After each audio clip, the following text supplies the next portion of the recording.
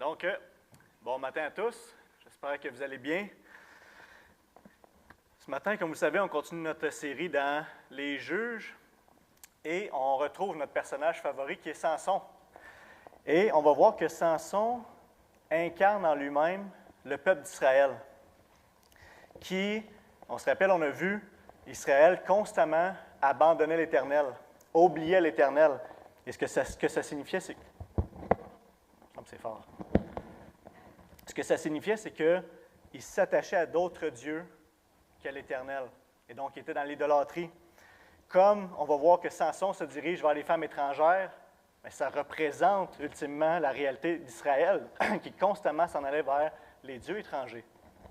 On va voir que dans l'histoire, Samson va être complètement aveugle à sa situation. On va même dire, coudonc, il est complètement fou. Vous allez voir avec moi tantôt, mais à la fin, il va littéralement être aveugle. Il va se faire crever les yeux par les Philistins. On va voir que Samson, tout au long, va être esclave de son idole, comme Israël était esclave de ses idoles. Et à la fin, il va littéralement se ramasser en prison et donc esclave des Philistins. Il a oublié Dieu et c'est un idolâtre. Et il représente, ce que je veux que vous suiviez avec moi pendant le passage, c'est qu'il représente la nation d'Israël incarnée en Samson. Je ne sais pas si vous avez déjà vu, quand vous étiez plus petit, Aladdin, le film, là, un jeune homme qui est dans les rues, puis qu'il devient un prince, puis tout ça.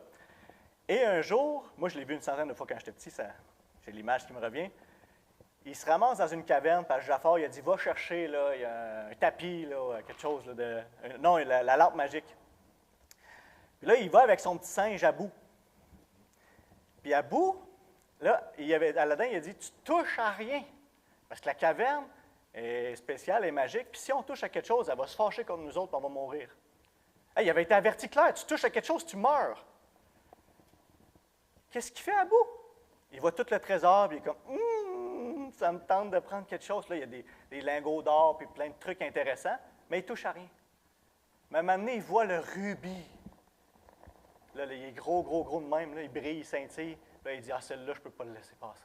Là, il sait, là, nous, on se dit, hey, si tu touches à ça, tu meurs. Là. Puis il est comme, je vais mourir, mais je le veux tellement qu'il m'a le pris. Ça l'a rendu aveugle aux conséquences. Il ne réfléchissait plus. Il n'est plus en train de se rationaliser à dire, si je le prends, je vais mourir. Et comme je le veux tellement, advienne que pourra, j'y vais. Tant que j'ai ça, je suis correct, je vais être heureux. Il se fait avoir par le mensonge. Et on va voir dans notre passage que Samson va avoir l'air pas mal de Abou. Il va avoir l'air d'un fou. Il ne va pas penser aux conséquences, mais on va voir que ça va y arriver. Et un peu comme Abou qui était dans son idolâtrie face aux richesses, eh bien, on va voir comment Samson va être pris dans son idolâtrie et les conséquences qui vont en découler. Donc, tournez avec moi dans votre Bible en Juge 16. Vous n'aurez pas le choix, vous n'avez pas votre Bible, tournez dans votre téléphone parce que je n'aurai pas les versets derrière. Puis c'est long, un chapitre complet, il y a 31 versets. Et on va voir que notre passage va nous montrer un cas d'étude de Samson sur l'idolâtrie pour que nous, on puisse en tirer des leçons et éviter les mêmes pièges que lui dans notre propre marche chrétienne. Pour être plus conscient et plus alerte. Prions ensemble.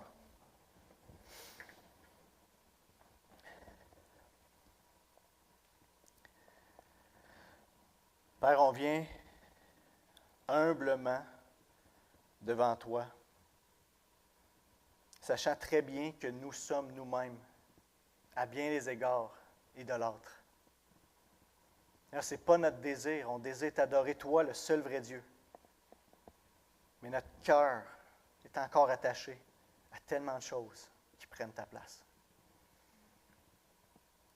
Mais Dieu, que ta parole qui est vivante et efficace puisse produire ce matin un fruit réel, nous réveiller, ouvrir nos yeux et nous détourner des pièges et nous ramener vers toi.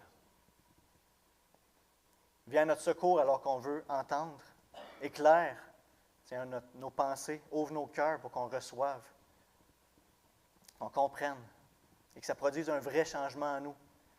Qu'on ne soit pas de ceux, c'est un qui fait simplement entendre la parole, mais qui la mette en pratique, par crainte de ton nom, par amour pour toi. Parce que c'est ce que tu as pourvu pour ton Église, pour tes enfants, pour qu'ils puissent croître dans la grâce. On prie dans le nom de Jésus. Amen. Donc, ce matin, le titre du passage, « L'idolâtrie nous rend fous », et on va le voir en 3 sections. Je ne sais pas, René, si tu peux avancer pour la structure. Donc, les 3 premiers versets, versets 1 à 3, on va voir que l'idole va transformer ton désir en convoitise. Ensuite, du verset 4 au verset 20, première partie, on va voir que l'idole va te demander ton cœur et ton allégeance, qui est supposé être réservé à Dieu. Et du verset 20b au verset 31, on va voir que l'idole te rend insensible à Dieu et misérable. Et donc, je vais lire les premiers versets, versets 1 à 3. Samson partit pour Gaza. Il y vit une femme prostituée et y entra chez elle. On dit aux gens de Gaza, « Samson est arrivé ici. » Et ils l'environnèrent, se terrent en embuscade toute la nuit à la porte de la ville. Ils restèrent tranquilles toute la nuit, disant, « Au point du jour, nous le tuerons. » Samson demeura couché jusqu'à minuit. Vers minuit, il se leva et saisit les battants de la porte de la ville et les 2 poteaux, arracha avec la barre, les mit sur ses épaules et les porta sur le sommet de la montagne qui est en face d'Hébron. Et donc, on voit ici que Samson est rendu à la ville de Gaza. Puis on pourrait se dire, bien, il traîne du côté des Philistins. Puis déjà, là, il n'y a pas d'affaire là. Il est sur le territoire ennemi, mais pas juste ça. Gaza, on sait qu'elle est à 72 kilomètres de sa ville natale, d'où ce que Samson vient, dans le territoire d'Israël. Et donc, il est vraiment, je ne sais pas si vous savez, dans ce temps-là, il n'y a pas de voiture. 72 kilomètres, ça veut dire qu'il traîne là depuis un bout, puis il est vraiment rendu profond. Et Gaza, c'est la capitale de la ville ennemie. Et son intention, comme on peut voir, en tout cas, il n'y a pas d'indice dans le texte qui nous dit qu'il y a une intention d'accomplir sa mission, d'aller délivrer Israël, de faire quelque chose que Dieu l'appelle. Au contraire, on a plus l'impression qu'il est en train de jouer avec le feu, de se mettre lui-même intentionnellement dans une situation dangereuse, de vulnérabilité, où il est à risque dans la tentation. Et John Owen, qui est un puritain bien connu, a dit ceci dans son livre sur la tentation. Dans la vie chrétienne, il dit « Celui qui se laisse tenter ne manquera pas de péché. » Celui qui se laisse tenter ne manquera pas de péché. Alors, si on joue avec le feu, si on se met dans des positions où on est vulnérable, où on sait qu'on est à risque, alors tôt ou tard, on va pécher. Et non seulement, on sait que c'est vrai pour notre propre cœur pécheur, qui désire ces choses. Il ne faut pas se faire des accroires, hein? Si on pêche dans tel domaine, dans tel autre domaine, ce n'est pas parce qu'on n'aime pas ça ou qu'on ne le veut pas. Si on n'aimait pas ça, on ne le ferait pas. On ne veut pas aimer ça. On a un nouveau cœur. Dieu a changé notre cœur. On veut aimer Dieu. On veut faire ce que Dieu nous demande. Mais il y a encore des désirs dans notre cœur qui penchent vers l'autre côté. Alors, c'est vraiment nous le problème, ultimement. Et non seulement on aime ça, on a le cœur qui est dangereux, qui penche vers ça, qui est tortueux, mais en plus, on sait, la Bible nous enseigne clairement qu'on est dans une guerre spirituelle. Qu'on ne combat pas contre la chair et le sang, mais contre des réalités, des puissances célestes. Satan, notre ennemi, rôde et cherche une occasion de nous faire chuter. Et s'il trouve quelque chose en nous, ou une faiblesse, une faille, qu'il sait, où il peut venir prendre une pogne puis nous attirer, il ne va pas manquer sa chance de le faire. Si on était vraiment conscient du danger, je pense qu'on serait beaucoup plus prudent, on serait beaucoup plus alerte. Quand on réfléchit à ça, les disciples de Jésus, un jour, sont allés le voir puis ils lui ont demandé, « Seigneur, apprends-nous à prier. » Et dans sa prière, qui est une prière quotidienne, une des choses que Jésus leur rappelle, c'est prier pour la protection spirituelle. Il va dire, « Ne nous soumets pas à la tentation, mais délivre-nous du malin. » Dans le contexte d'une prière quotidienne.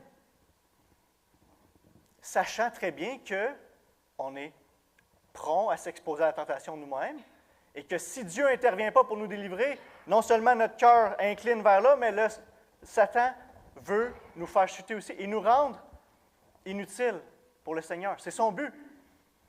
Et il y a d'autres parties du monde qui sont beaucoup plus conscients que nous de cette réalité-là. Au Québec, là, on est très tangible. Les gens sont athées. Les gens croient qu'on vit, puis ensuite on meurt, il n'y a pas de réalité spirituelle. Puis des fois, les chrétiens On sait que ce n'est pas vrai. On sait que Satan existe. On sait qu'il y a un monde spirituel. Mais on ne vit pas nécessairement en conséquence de cette réalité-là. On dit qu'on le sait, mais je ne suis pas sûr qu'on est conséquent avec ça. C'est son truc à Satan. Ici, en Amérique du Nord, ailleurs, c'est d'autres choses. Il y a d'autres trucs. Il est très, très intelligent. Mais ici, c'est d'arriver à nous faire croire qu'il n'est pas là, qu'il n'est pas présent. Mais il est très là. Il est très présent. Et si on se laisse prendre, si on va se mettre dans des endroits où on se laisse tenter, on va chuter. Et ça va nous rendre, comme Samson, inutiles pour le Seigneur.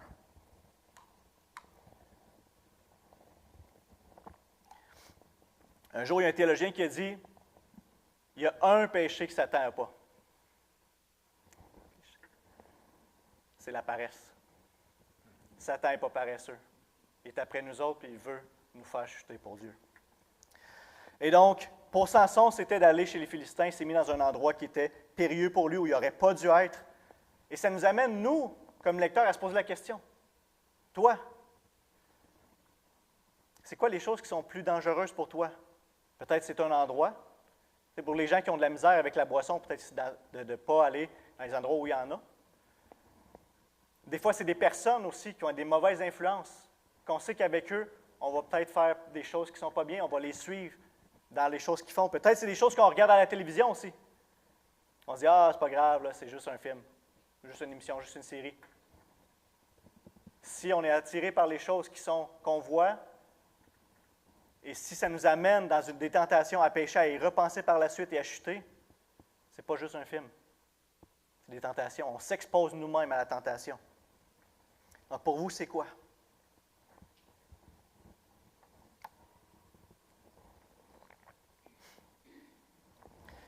Dans la situation où Samson s'est mis, pour lui, c'était, on se rappelle, vraiment l'aspect de la sexualité. Et donc, comme on pouvait s'y douter, il voit une prostituée et là, il est rendu, il n'y a plus aucune honte. Là. Avant, on pouvait dire, il désobéit à Dieu, il cherche une femme à l'extérieur du peuple de Dieu, il va chez les Philistins. Là, ce n'est même pas pour se marier. C'est juste pour un amusement d'un soir. Là. Il prend une prostituée, il n'y a plus de limite à son insolence. Il se livre à l'immoralité sexuelle. Et on se rappelle ce que Sébastien nous a enseigné dimanche dernier, parce qu'on est avec le même personnage. Le désir sexuel, c'est pas mal en soi. C'est une bonne chose que Dieu nous a donnée à l'humanité et qui fait partie du mandat créationnel. Dieu a dit, multipliez-vous, peuplez la terre. Il faut qu'il y ait un désir et que ça puisse se produire. Maintenant, on prend ces choses-là, puis on les tord, puis on les prend pour nos propres désirs personnels, et c'est là que ça devient mal. Et donc, le point ici, c'est que Samson a laissé son idole. Et comme je le rappelle, pour lui, c'était l'aspect des désirs sexuels. A laissé son idole transformer son désir en convoitise. Et il a chuté. Alors, le principe ici, c'est le suivant, c'est que le désir devient de la convoitise à deux moments. Mettez le désir au centre, là. Quand tu es prêt à pécher pour obtenir ton désir, là, ton désir a traversé la ligne d'idolâtrie. Là, c'est rendu la convoitise. Si tu es prêt à pécher pour obtenir, et si tu n'obtiens pas ton désir, alors tu vas pécher. J'illustre mon point avec une petite histoire. À la maison, on a des livres, peut-être que vous les avez aussi. Il explique des principes bibliques avec des histoires d'animaux. Tu as tout le temps un animal différent, tu as une tortue, tu as un plat de... Celui-là que je vous raconte, c'est le raton laveur, il s'appelle Gustave. Et Gustave, lui, ce qu'il avait dans son cœur, c'est qu'il aimait beaucoup, il avait le bec sucré, il aimait beaucoup les sucreries. Rien de mal en ça. Vous êtes d'accord avec moi? Il aimait les choses sucrées, les fraises, les bonbons, les jujubes. Mais, là, on arrive à une scène où ses parents l'amènent au magasin, puis il y en a une des boutiques, c'est Monsieur Untel, puis là, Monsieur Untel, il sait que Gustave aime les sucreries, il dit, Gustave, je te permets d'en prendre un gratuitement. Alors là, Gustave, il est tout content, et il s'en va, puis là, il y en a plein de sortes. Il aurait aimé ça d'en avoir plus qu'un, mais il n'y a tient qu'un. Désir, sucré, correct. Je peux en avoir un, là, il s'en met plein les poches. Il en prend une dizaine, puis là, il s'en va. Puis là, il court avec ses parents, puis là, c'est là qu'on voit, il chute, puis il renverse tous les bonbons par terre. Puis là, c'est monde voit, là, il se fait pogner, là. Mais il a péché il voulait tellement avoir les bonbons que là, il était prêt à pécher pour les avoir. Et on voit plus tard dans l'histoire où ses parents vont le priver d'avoir des sucreries. Mais là, qu'est-ce qu'il va faire? Il n'a pas son désir. Il va pécher. Il fait une crise. Mais pourquoi? Il est prêt à pécher pour... C'est tellement fort. C'est plus juste un désir, là. C'est rendu une convoitise d'idole où il est prêt à pécher pour l'avoir. Et s'il ne l'a pas, il va pécher parce qu'il ne l'a pas eu. Alors, c'est la ligne qui est franchie entre un désir qui est bon et un désir qu'on commence à attribuer dans l'idolâtrie d'un côté comme de l'autre. Alors, ça peut être ça. J'ai vécu juste ce matin avec mon garçon Néhémie qui était derrière, puis là, il voulait regarder ses cartes Pokémon. Puis, c'est Yvon qui était en avant en train de faire les annonces. Je venais juste de faire ranger pour se préparer à l'école du dimanche. Fait que j'ai dit, ben non, reste assis, tu t'en vas là, dans 2 minutes. Puis là, qu'est-ce qu'il a fait? Bien, il s'est fâché. Ah, nul, viens, donner un petit coup de poing sur la chaise. On va y reparler tout à l'heure. Bien, c'est correct qu'il veuille garder ses cartes Pokémon. Mais c'est pour avoir une attitude comme ça qui manque de respect à son père, bien là, c'est plus juste un désir, c'est de la convoitise, et c'est mal. Alors, je vous laisse vous réfléchir dans votre... Il y en a tellement de situations que je ne vais même pas en nommer. Qu'est-ce qui, dans vos vies, c'est de repenser puis de voir peut-être dans cette semaine quand vous allez le vivre, des choses que vous désirez à un point tel où ce que vous allez être prêt à pécher pour l'obtenir, que vous dites, Dieu, si tu ne me le donnes pas, c'est parfait, je vais aller chercher moi dans mes propres manières. Ou que si tu ne l'as pas, bien là, ça va créer du mécontentement, une mauvaise attitude, n'importe quoi qui va être de péché dans cette direction-là.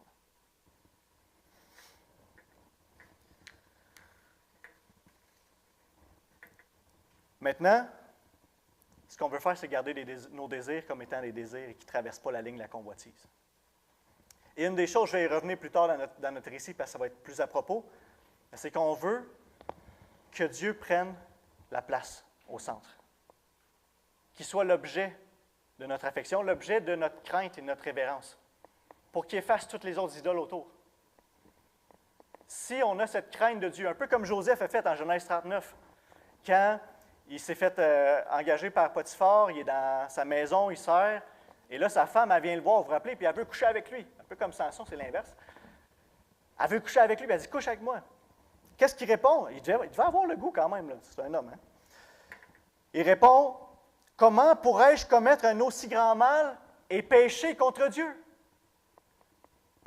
Alors pour lui, sa réponse était claire, je ne peux pas faire ça, c'est un péché contre Dieu. Il ne pense pas à lui, là. Ce n'est pas ses désirs. Il veut les laisser dans la zone. Je ne peux pas pécher contre Dieu. Et pour ça, Dieu, on doit craindre Dieu, puis il doit être au centre. Et je vais y revenir plus tard.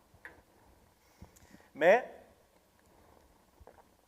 on se connaît, on est fragile. Bien souvent, on essaie d'être fort, comme Samson qui se croit invincible. Mais on est fragile, on est faible, et ça va nous arriver aussi d'entrer en tentation, des fois pas de notre faute, d'être tenté. Mais c'est pour ça qu'on a maintenant accès à Jésus. En Hébreux 4, verset 15, on lit « Nous n'avons pas un grand prêtre incapable de compatir à nos faiblesses. Au contraire, il a été tenté en tout point comme nous, mais sans commettre de péché. » Nous, on commet les péchés. Matthieu l'a dit tantôt, toutes les choses à chaque fois qu'on se réexamine dans la loi de Dieu, on réalise qu'il y en a tout le temps 1, 2, 3 qu'on est comme j'ai chuté à ça. Jésus a été tenté comme nous, dans la chair humaine. Il n'a jamais péché. Alors on peut aller à lui. Regardez le verset 16.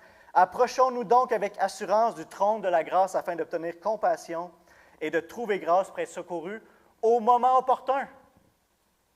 Alors quand c'est le moment opportun, on peut aller à Jésus. On n'est pas pris seul avec ça, avec notre lutte, avec le péché, avec nos idoles.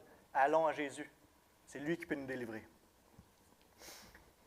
Et enfin, au verset 3, on voit que quand même un feat là, hollywoodien. Hein? Samson, il arrive, il sort de la ville, il arrache la porte, il prend les poteaux, il se met ça sur les épaules, puis il s'en va.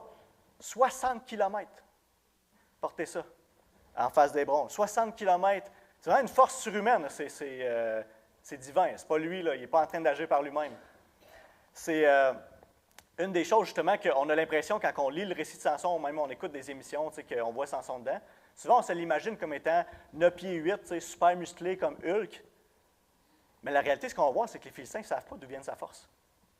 Ils sont confus. Ils vont aller demander à Delilah, il faut qu'on trouve. Fait que ça ne devait pas paraître. Il devait être un homme comme Robert puis moi, là. Bien simple, pas trop musclé, pas trop grand. Non, c'est pas un monstre, là. Mais, il y a un symbolisme derrière ça. D'avoir les portes de la ville, de posséder les portes de la ville, excusez, ça symbolise de dominer sur tes ennemis. Est-ce que Samson l'avait fait intentionnellement? Peut-être pas, mais Dieu est en train de lancer un message aux Philistins très clairement, et surtout à Gaza. Hein? C'est les portes de la ville de Gaza. Et c'est là, à la fin, que Samson va faire son dernier exploit. Il va détruire un grand nombre. On lit en Genèse 22, 17, quand Abraham vient d'obéir à Dieu en allant faire le sacrifice d'Isaac, Dieu empêche, et ensuite il réétablit ses promesses. Et il dit, « Je te bénirai et je multiplierai ta postérité, comme les étoiles du ciel et comme le sable qui est sur le bord de la mer. » Et là, dans cette version-là, Louis II, on lit, « Et ta postérité possédera les portes de ses ennemis. » Fait qu'on a « possédera les portes ». Et dans la version Sommer, qui est plus dynamique pour nous aider à comprendre, nous, contemporains, on lit « Ta descendance dominera sur ses ennemis ». On voit ici le lien de posséder les portes de ses ennemis symbolise de dominer sur les ennemis. Alors, Dieu est en train de lancer un message aux Philistins. Et on sait aussi que ça pointait vers Christ, vers Jésus. En Matthieu 16, verset 18, quand Pierre vient juste de confesser que Jésus est le Christ, Jésus lui répond, « Et moi, je te dis que tu es Pierre, et que sur ce rocher, je construirai mon Église, et les portes du séjour des morts ne l'emporteront pas contre elle. » Jésus a vaincu la mort, Satan, l'enfer. Il a ouvert, il a pris la porte du séjour des morts et il l'a apporté dans son camp. Il a la victoire. On lit en Hébreux 2, 14. « Ainsi, par sa mort, il a pu rendre impuissant celui qui exerçait le pouvoir de la mort, c'est-à-dire le diable, et libérer tous ceux que la peur de la mort retenait leur vie durant dans l'esclavage. » Alors Jésus a eu la victoire.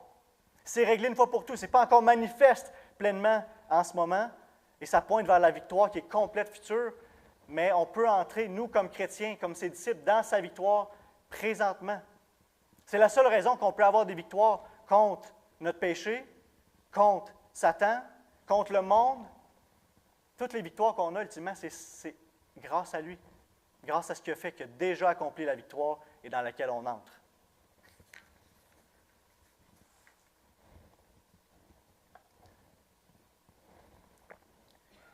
On passe maintenant au deuxième point.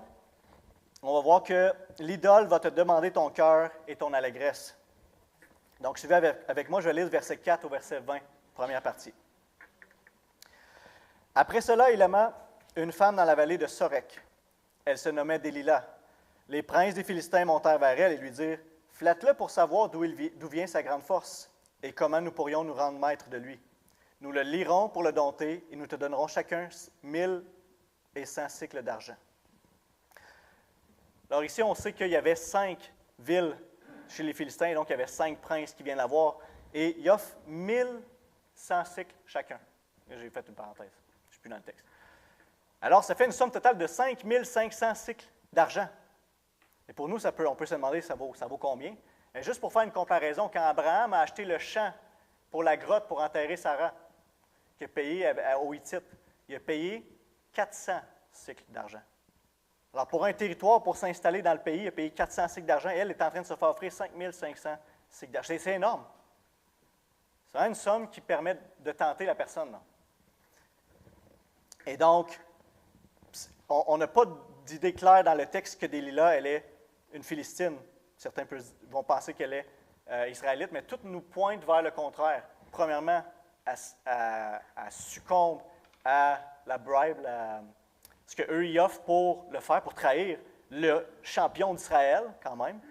Et l'endroit où elle est située aussi, dans la vallée de Sorek, semble être un territoire qui est du côté des Philistins.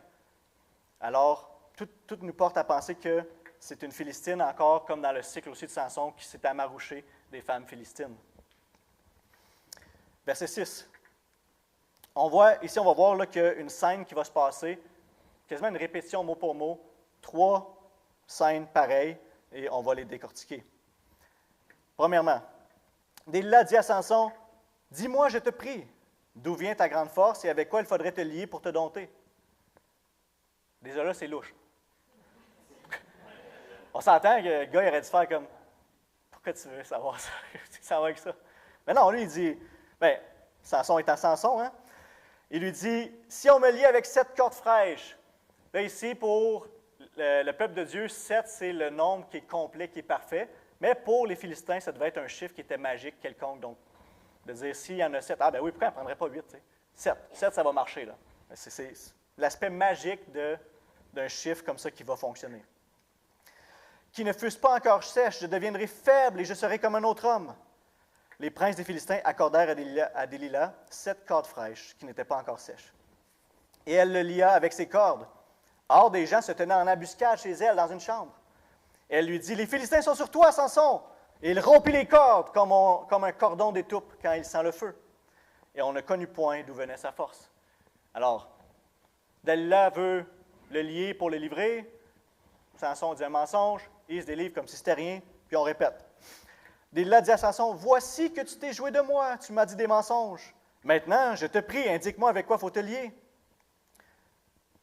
Déjà assez niaiseux au début pour dire « c'est bon », tu sais. Et là, il sait, c'est comme, elle dit « les Philistins sont sur toi ». Il sait qu'il y a un danger qui est imminent. Mais il est comme à bout, là, vous vous rappelez tout à l'heure? Et là, c'est la femme, là. Il fait n'importe quoi pour elle. Il recommence. Il lui dit, « Si on me liait avec des cordes neuves, ouais, il change de stratégie, dont on ne se fût jamais servi, je deviendrais faible et je serais pareil comme un autre homme. » Il a pris des cordes neuves avec lesquelles elle le lia, puis elle lui dit, « Les Philistins sont sur toi, Samson! » Or, des gens se tenaient en embuscade dans une chambre. Et encore une fois, il rompit les cordes comme si c'était un fil qu'il avait au bras. Et elle recommence. Il a dit à Samson, « Jusqu'à présent, tu t'es joué de moi. Tu m'as dit des mensonges. Déclare-moi avec quoi il faut te lier. » Et troisième fois, il lui dit, « Tu n'as qu'à tisser. » Mais là, il commence à se laisser avoir. Là. Il se rapproche de la chute. Il sait que c'est dans ses cheveux, puis il commence à amener ses cheveux dans la solution. « Tu n'as qu'à tisser les 7 tresses de ma tête avec la chaîne du tissu. » Elle le fixa par la cheville, puis elle lui dit, « Les Philistins sont sur toi, Samson! » Il se réveilla de son sommeil, il arracha la cheville du tissu et le tissu. Non, c'est correct que tu lis ça, là, première lecture, puis tu es comme, ça en est quasiment ridicule. J'espère que vous voyez l'aspect de folie là-dedans. Il est fou, là. Elle aussi, mais on se concentre sur Samson. Elle lui dit, « Comment peux-tu dire « Je t'aime » puisque ton cœur n'est pas avec moi? Laisse-moi te trahir. » Voilà 3 fois que tu t'es joué de moi, et tu ne m'as pas déclaré d'où vient ta grande force. Comme elle était chaque jour à le tourmenter, à l'importuner par ses instances, elle insiste, elle insiste, elle insiste. Son âme s'impatienta jusqu'à la mort. Il lui ouvrit tout son cœur et lui dit, « Le rasoir n'a pas passé sur ma tête parce que je suis consacré à Dieu dès le ventre de ma mère. Si j'étais rasé, ma force m'abandonnerait. Je deviendrais faible et je serais comme tout autre homme. » Delilah, voyant qu'il lui avait ouvert tout son cœur, envoya appeler les princes des Philistins et leur fit dire, « Montez cette fois, car il m'a ouvert tout son cœur. » Et les princes des Philistins montèrent vers elle. Et là, on voit que ça a fonctionné, ils ont compris, ils amènent l'argent. Ils apportèrent l'argent dans leurs mains. Et elle l'endormit sur ses genoux. On parle de grosse trahison. Hein? Ayant appelé un homme, elle le rasa les 7 tresses de la tête de Samson. Et commença ainsi à le dompter. Il perdit sa force. Elle dit alors, « Les Philistins sont sur toi, Samson! » Il se réveilla de son sommeil et il dit, « Je m'en tirerai comme les autres fois, je me dégagerai! » Pas cette fois-là, Samson. On voit vraiment là, que son idole l'a anesthésié. Il est endormi, engourdi, il ne voit pas clair, il ne pense pas clair. Ça n'est quasiment, c'est ça, c'est de la folie pure. Et on est rendu au point où son idole lui demande ce que toute idole va nous demander un jour ou l'autre.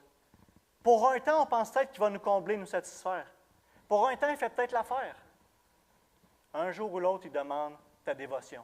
Il va demander ton cœur, ton allégeance qui devrait rester seulement à Dieu. Jésus nous rappelle en Matthieu 6, 24 sur le sermon de la montagne, c'est dans le contexte des richesses, mais on peut l'appliquer à autre chose. Il dit, « Personne ne peut servir 2 maîtres. Personne ne peut servir 2 maîtres. Car ou il détestera le premier et aimera le second, ou il s'attachera au premier et méprisera le second. Vous ne pouvez pas servir Dieu et l'argent. Et donc, dans ce cas-ci, vous ne pouvez pas servir Dieu ou toute autre idole. Que ce soit Samson, dans son cas-ci, son aspiration, son désir sexuel. Que ce soit le besoin d'être aimé, que ce soit n'importe quel besoin d'appartenance, le regard des autres. Remplace-le par toute autre idole. Par toi-même, souvent, l'idole principale dans nos vies, c'est nous. Self, moi. C'est ça, le péché, on a remplacé de servir Dieu par se servir nous. C'est lui le plus dangereux. C'est lui qui crée les autres. Donc, Israël s'était attaché à d'autres dieux. Samson s'attache à des femmes étrangères. Et on voit ici qu'il s'est attaché à des là et non à Dieu. Puis on se rappelle que dans la relation d'alliance, on parle vraiment d'une relation d'intimité. Et quand Israël s'attache à d'autres dieux, on appelle ça dans la Bible un adultère. Pourquoi? Parce que ce qui devrait être donné à l'être aimé, sa dévotion, son cœur, va être donné et partagé avec un autre qui n'est pas dans l'alliance. On lit, je trouve ça vraiment intéressant, je vous le partage, pour que vous saisissiez l'image, comment c'est frappant. En Nombre 24, verset 3, quand Balaam va avoir essayé de les maudire, mais finalement Dieu a changé ça en bénédiction. Et là, Balaam va donner à Balak, dit, va envoyer tes femmes, puis amène-les dans l'idolâtrie, puis dans l'immoralité sexuelle. Alors, c'est ce qui est arrivé. Et au verset 3, on lit, « Et Israël s'attacha à Baal-Péor, et c'est pourquoi la colère de l'Éternel s'enflamma contre Israël. » Dans la version Martin, qui est une version qui est plus littérale, on lit, et ça m'a frappé quand je l'ai lu, « Et Israël s'accoupla à Baal-Péor. » Alors, voyez-vous la notion? On se rappelle, c'est la notion d'un mariage, d'une union entre Dieu et son peuple, et on voit que ça s'accomplit entre Jésus et l'Église. Et quand on s'adonne à l'idolâtrie, quand on donne à autre chose, n'importe quoi d'autre que ce qu'on devrait donner à notre Seigneur, à Jésus, on s'accouple, on se livre à l'immoralité sexuelle avec autre chose, et on trahit Dieu. Ici, c'est vraiment une question d'affection, une question de cœur. Là, je rentre dans le sujet. Là. Notre adoration envers Dieu, c'est une question d'affection. Ce n'est pas de ne pas avoir de désir, de ne pas rien sentir. Au contraire, nos affections, nos désirs devraient être sanctifiés et tournés, dirigés vers le bon objet. Le problème, ce n'est pas qu'on est passionné, qu'on aime, qu'on désire, c'est qu'on n'est pas passionné, qu'on ne désire pas pour la bonne chose ou pour la bonne personne. Je rappelle la citation que Seb a dit la semaine dernière parce qu'elle est extrêmement importante et très bien dit par John Piper. Dieu est le plus glorifié en ses enfants, en nous, lorsque nous sommes le plus satisfaits en lui. C'est ça. Ce n'est pas juste une question d'obéir, de faire telle chose, d'avoir des routines. C'est d'aimer Dieu, c'est de se tourner, de prendre plaisir en lui. Et souvent, on se demande pourquoi est-ce qu'on n'arrive pas à prendre plaisir en lui, puis que toute autre chose arrive à nous combler à place de lui. Mais c'est que tant que Dieu ne soit pas l'objet qu'on aura fixé, tant qu'on n'aura pas mis notre adoration sur lui, on va constamment se sentir tiède. Parce qu'on laisse les autres choses prendre la place que Dieu devrait prendre. Et là, on est partagé. Et ça doit être quelque chose qu'on fait d'une manière qui va être intentionnelle et zélée. On doit travailler pour. Je vais m'expliquer. On doit travailler pour. Je ne suis pas en train de dire qu'on a des mérites que Dieu va flancher si on fait des choses pour lui et qu'il va nous bénir plus. Mais c'est un principe biblique qu'on voit que, c'est partout, il va dire, faites donc tous vos efforts, travaillez à votre salut. Si, il va dire, faites de l'Éternel vos délices. Mais comment? Alors, on doit le faire d'une manière où on cherche Dieu. Et Dieu va répondre à la mesure où on va désirer cette chose-là. Plus on désire quelque chose, plus on fait des efforts pour l'obtenir. Alors, dans notre vie avec Dieu, on devrait s'aligner dans cette même chose-là. Et ce que Dieu a donné dans de la manière qu'il a orchestré les choses, un peu comme avec Samson. La force de Samson n'est pas dans ses cheveux. Ce n'est pas une force magique. C'est le symbole ou la manière que Dieu a orchestré que Samson allait avoir sa force. Mais sa force vient de Dieu, pas des cheveux. OK? Nous, on ne va pas trouver notre joie dans le fait qu'on lit la Bible, qu'on prie, ou peu importe, qu'on se rassemble à l'Église. C'est Dieu qui va nous la donner, qui va la susciter. Mais dans ces choses-là, et il y a une chose qui est négligée, c'est le Saint-Esprit. Je veux revenir, Parce qu'encore une fois, même comme baptiste ou ici, peut-être en Amérique, on n'est pas très spirituel, mystique. Et des fois, ça rentre dans cet aspect-là. Il faut ramener le Saint-Esprit. Il est hyper important. Et regardez comment que, dans le passage où Jésus nous apprend à prier encore une fois, et c'est dans un passage d'insistance. C'est là mon point que je veux rappeler. À la mesure où on veut l'avoir. Un passage d'insistance. Écoutez bien. Luc 11, 5. Il leur dit encore, « Supposons que l'un de vous a un ami et qu'il aille le trouver au milieu de la nuit pour lui dire. » C'est dans un contexte d'apprentissage de la prière. « Mon ami, prête-moi 3 pains, car un de mes amis est arrivé de voyage chez moi et je n'ai rien à lui offrir. Supposons que de l'intérieur de sa maison, cet ami lui réponde, « Ne m'ennuie pas, la porte est déjà fermée, mes enfants et moi sommes au lit. Je ne peux pas me lever pour te donner des pains. » Là, l'ami, il dit, « Je ne peux pas. » « Je vous le dis, Jésus dit ça, même s'il ne se lève pas pour lui donner parce que c'est son ami, il se lèvera à cause de son insistance. » Je ne vais pas faire un parallèle parce que ce n'est pas la même chose, mais comme Delilah est en train d'insister sur Samson puis il flanche. Rappelez, Jésus fait le même principe avec la veuve qui insiste sur le juge. Un principe d'insistance. Il lui donnera tout ce qu'il a besoin. Il continue en disant, « Et moi je vous dis, demandez, on vous donnera, cherchez, vous trouverez, frappez et on vous ouvrira. » Le chercher, vous trouverez, demandez, vous recevrez, c'est dans un contexte d'insistance, de demande. En effet, tous ceux qui demandent reçoivent. Celui qui cherche trouve. On ouvrira à celui qui frappe. Quel père parmi vous donnera une pierre à son fils s'il lui demande du pain? Ou bien s'il demande un poisson, lui donnera-t-il un serpent au lieu d'un poisson? Ou s'il demande un œuf, donnera-t-il un scorpion? Si donc mauvais comme vous l'êtes, vous savez donner de bonnes choses à vos enfants, le Père céleste donnera d'autant plus volontiers le Saint-Esprit à ceux qui lui demandent. Il va donner quoi? Le Saint-Esprit. À qui? À ceux qui le demandent. Il y a des parents dans la salle, là? Il est en train de dire, on est mauvais parents, parce qu'on est pécheurs. Et pourtant, on sait quoi donner à nos enfants, puis on leur donne. Il donne 3 exemples pour rappeler à quel point c'est naturel de faire ça. Ensuite, il va dire, le Père céleste va le faire autant plus volontiers. On pense qu'on n'est pas sûr s'il va le faire. Il va le faire. Il va nous donner quoi? Le Saint-Esprit. D'une plus grande mesure. Si on se demande pourquoi est-ce qu'on a autant de misère à avoir de l'affection pour Dieu, pourquoi on a autant de tiède dans notre dévotion, dans notre piété, bien, probablement qu'il y a un aspect du Saint-Esprit dans sa présence dans notre vie qu'on ne le cherche pas à la mesure où il va agir. C'est lui. En 1 Thessaloniciens 1,6, on lit qu'on reçoit la joie du Saint-Esprit. Romains 8,16. Il rend témoignage à notre esprit qu'on est enfant de Dieu. C'est le Saint-Esprit. C'est lui qui fait ça. C'est lui qui rend témoignage à la gloire à venir. Un avant-goût, Romains 8, 23. C'est lui qui déverse l'amour de Dieu dans notre cœur. C'est le Saint-Esprit, Romains 5, 5. C'est lui qui magnifie Jésus en rendant témoignage de lui, Jean 15, 26. C'est lui qui ouvre les yeux de notre cœur, l'aspect spirituel, pour qu'on connaisse plus et qu'on voit mieux Dieu et l'espérance à venir. C'est lui qui fortifie notre être intérieur pour que Christ habite dans notre cœur par la foi, pour qu'on puisse comprendre cet amour qui est incompréhensible. C'est incompréhensible. Tu ne pourras pas la comprendre par toi-même. Même si tu as lu ta Bible 128 fois, c'est incompréhensible.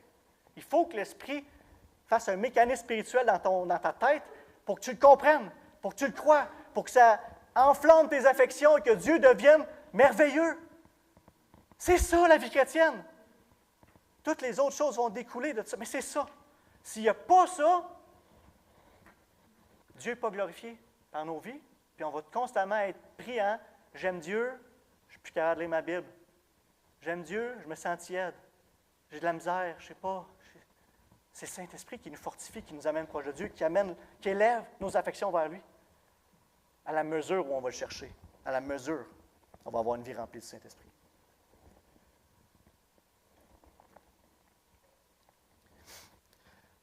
Troisième point, l'idole te rend insensible à Dieu et misérable.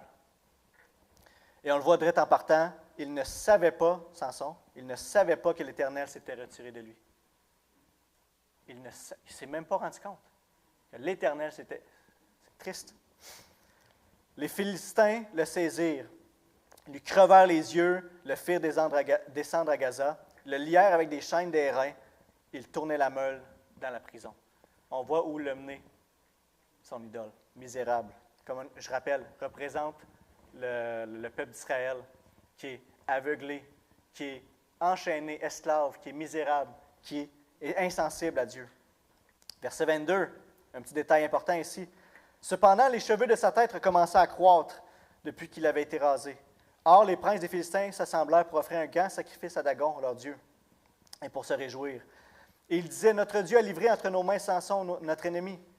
Et quand le peuple le vit, il célébra leur Dieu en disant, notre Dieu a livré entre nos mains notre ennemi, celui qui ravageait notre pays.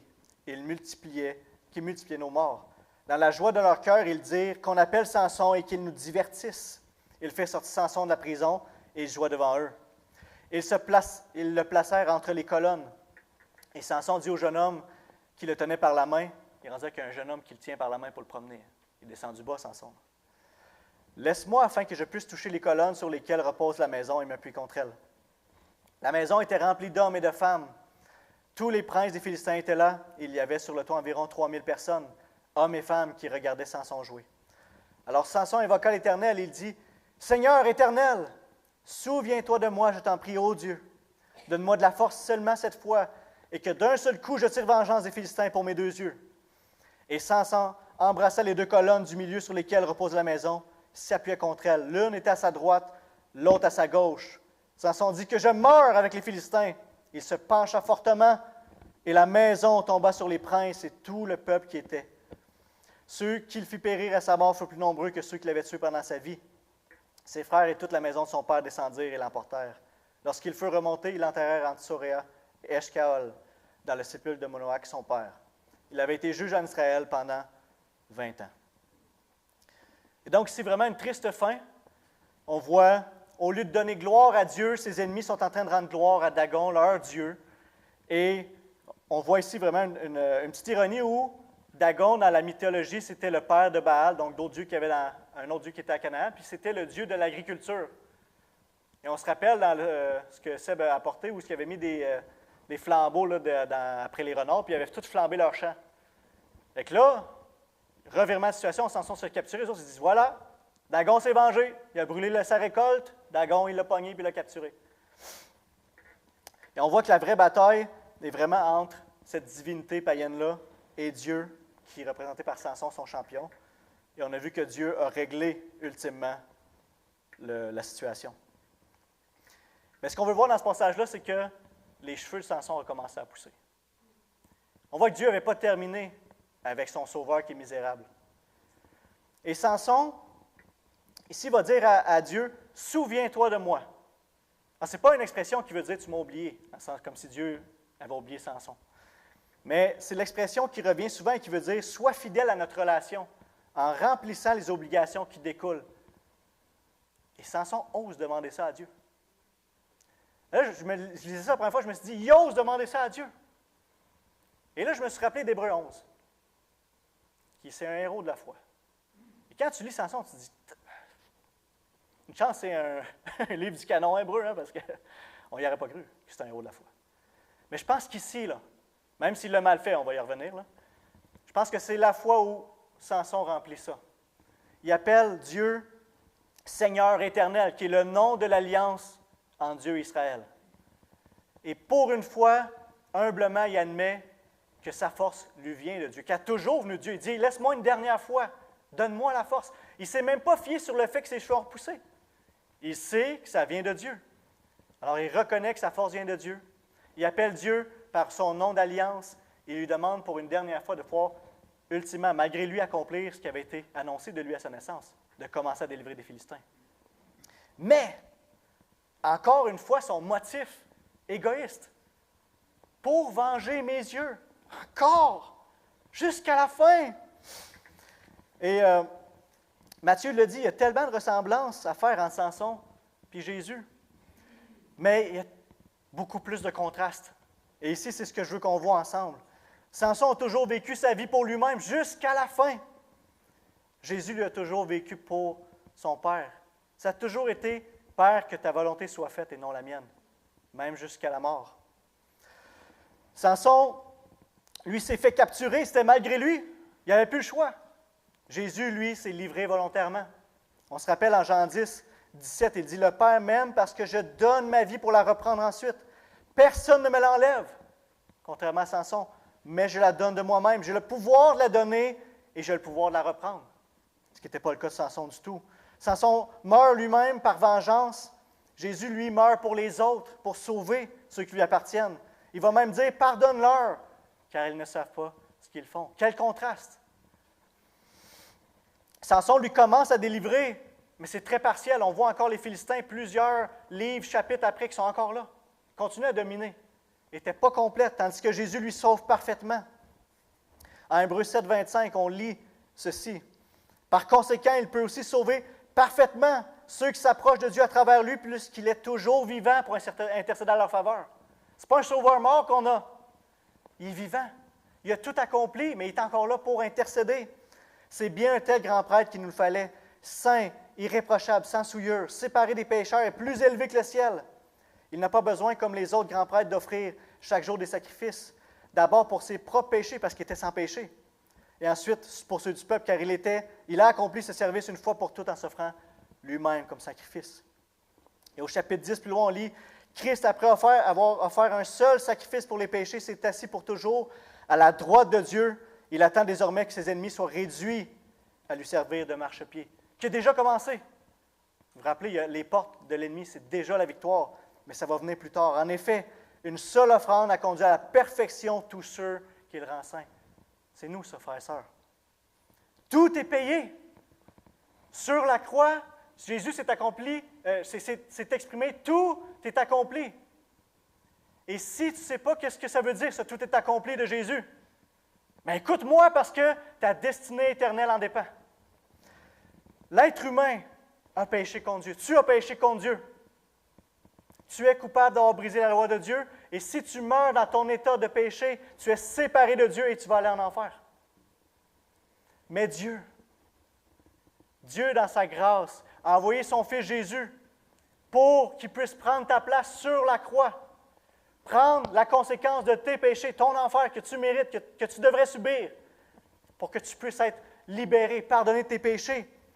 Et ça, c'est pas pour quelque chose que tu as fait, mais par pure grâce, gratuitement. Et il dit, en ce moment, si tu te tournes vers Jésus, que tu vas à lui, et que tu places ta foi en lui, tu vas être sauvé et pardonné de tes péchés.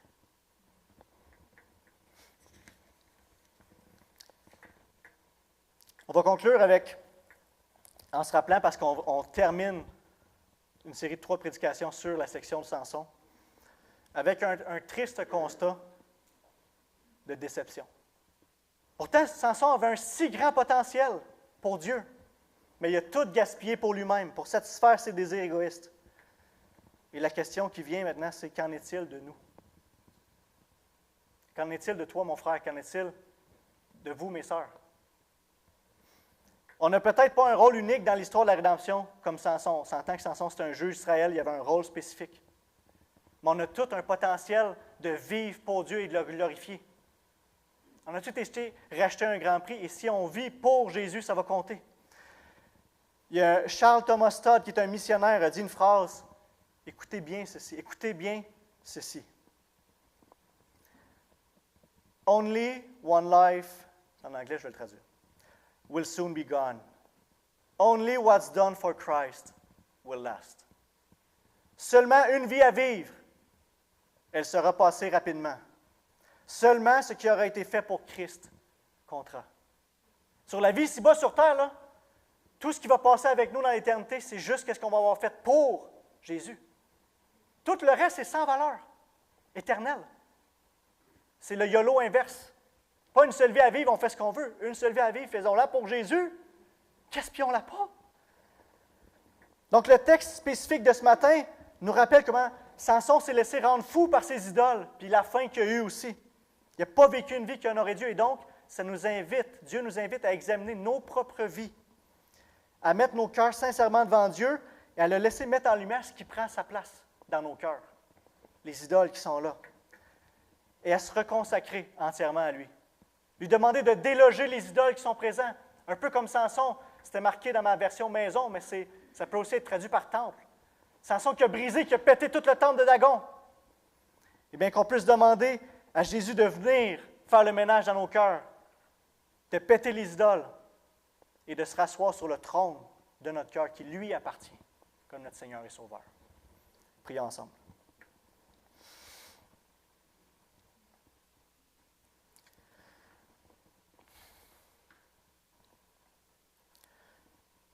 Seigneur, je suis bien conscient de ma propre faiblesse. En disant ces choses à mes frères et sœurs, je réalise mes propres manquements, ma propre faiblesse, mon propre besoin. Ô Dieu, si grand de toi. Qu'on ne reparte pas cette semaine avec un sentiment de devoir redoubler de force, d'ardeur par nos propres forces. Mais une conscience, une prise de conscience, un zèle plus grand, une détermination de vivre pour toi. Et Seigneur, honore ce désir et place en nous, fais en nous, Seigneur, cette œuvre. Comme Paul disait, j'ai travaillé plus qu'eux, mais non pas moi, mais Dieu qui travaille en moi, sa force qui agit en moi. Se rappelant que toutes les bonnes œuvres, Seigneur, c'est toi qui les as préparées d'avance, c'est toi qui les fais en nous. Mais que tu ne nous laisses pas inactifs, au contraire, de rentrer dans tes œuvres, de prendre part. Oh Dieu, tourne nos cœurs vers toi, afin qu'on puisse être pleinement satisfait dans ta personne. C'est tellement glorieux, quelle tristesse de se satisfaire de choses tellement incomparables à toi. Bénis mes frères et sœurs, bénis ton Église, ô Dieu, dans le nom de Jésus. Amen. Bonne semaine.